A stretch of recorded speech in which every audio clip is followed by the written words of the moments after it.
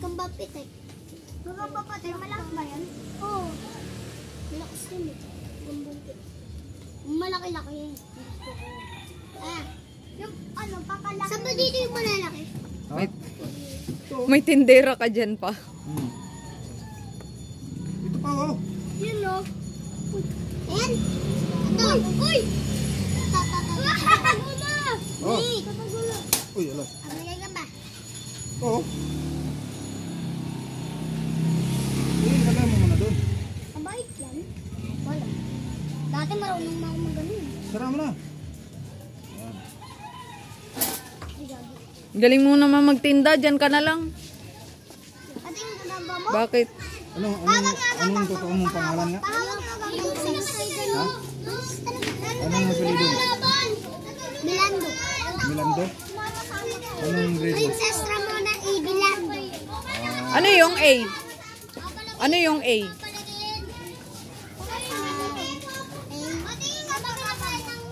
Oy, di mo alam. Lagot ka kay mama mo. Di mo alam. Anong grade mo na? 1. Grade 1? Grade 1 makatao. Grade 1 ka na? Oh. Akala ko grade 5 ka na eh. Pero- 7 pa nga lang ako. Pero gusto mo naman makatapos sa pag-aaral mo. Oh. Tutuloy ko pag-aaral ko. Wala akong titigil na titigil.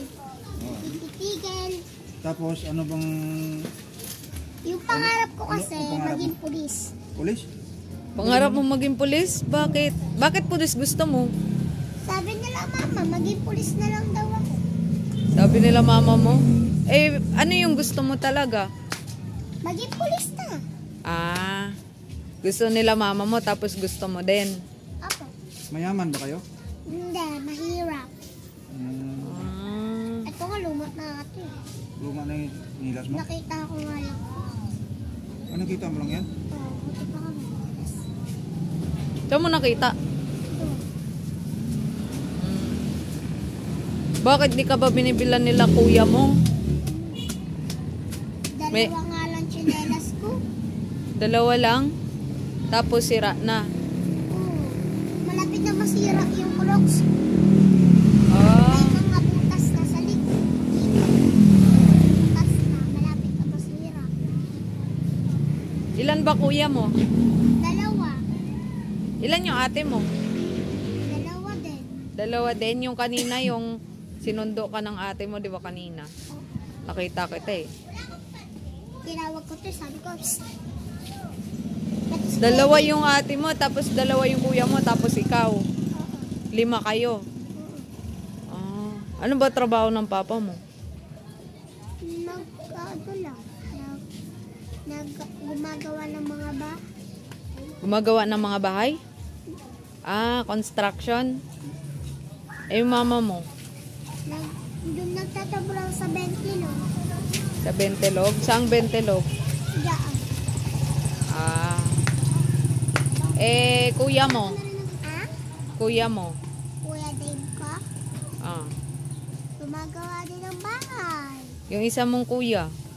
Megan Ray, nag-aaral. Yung isa mong ate? Si Ate Cathy? Yun ba yung nagsundo sa'yo kanina? Hindi. Si Ate Kathleen. Si Ate Kathleen, nag-aaral pa rin yun. Tapos si Ate Cathy, nagtatabraw ng Nang ng bibro. libro? Yung mga milk teas. Ah, mga milk tea. Doon siya nagtatrabaho. Sa Eh di, pulang lupa. malaki pala bahay nyo kasi nagtatrabaho si kuya mo saka si ate mo. Malaki yung bahay nyo, no? Hindi. Hindi ba? Mahirap lang kami. Masikip nga kami dun eh.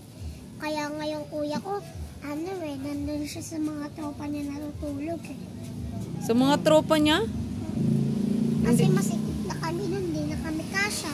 Ang laki kasi ng kuya mo ata eh. Mataba ba yon? Ano yun? 21. Ah, hindi na kayo kasya sa bahay kaya sa iba na siya natutulog. Oo. Eh ikaw, saan ka natutulog? Dun pa rin sa bahay namin. Paano yun pag hindi ka na rin kasya doon? Saan ka na matutulog? Oo, pag lumaki ka na. Siyempre, yayaman din kami pagkalaki ko.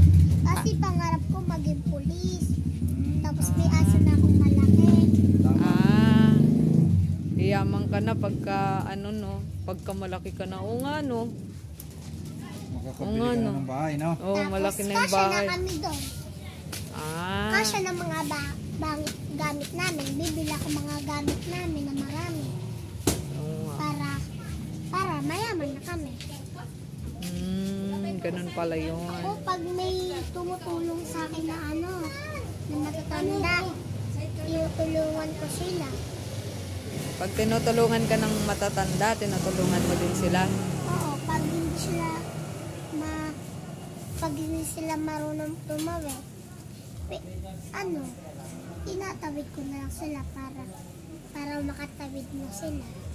Ah, galing mo naman. Mabait kasi akong bata. Sino ba nagturo nun? Mama ko at papa ko. Ah, na ganun dapat kapag may matatanda. Galing mo. Pati ate ko, marunong tinuruan kami lahat ng mga kapatid ko. Tinuruan Kaya pala kami. mabait din si kuya mo, no? Mababait kami mga kapatid. Walang makulit.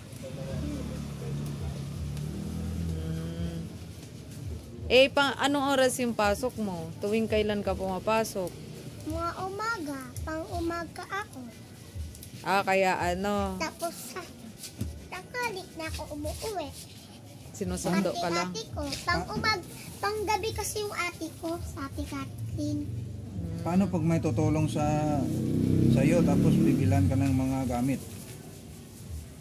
Siyempre, magsasalamat ako. Halimbawa, may tutulong sa iyo tapos bigyan ka ng pera. Ano sasabihin mo? Magpapasalamat pa rin ako.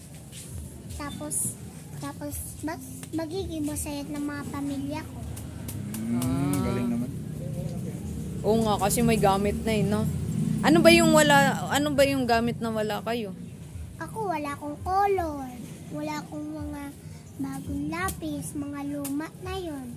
Tapos Pati yung notebook ko, luma din. sira na. Mga sira na. Yung bag mo?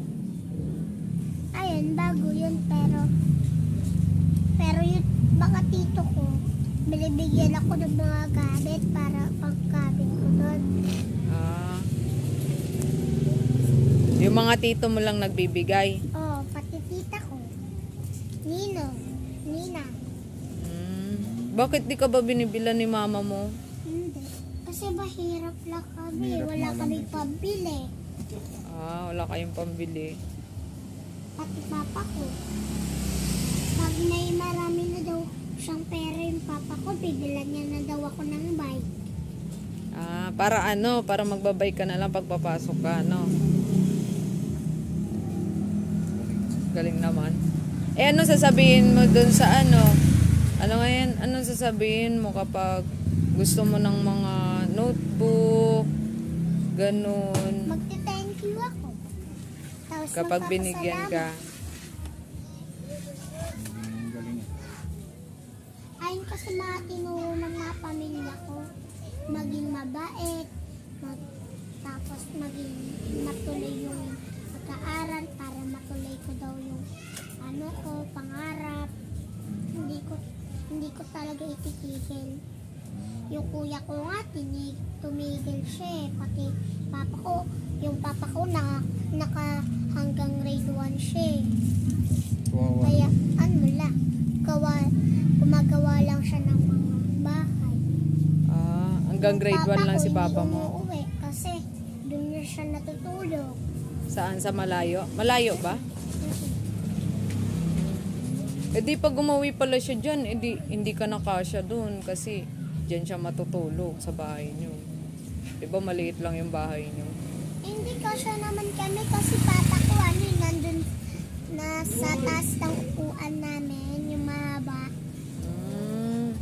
Yung parang katulad ng gano'n. Doon siya natutulog. Ano sasabihin mo sa kanila?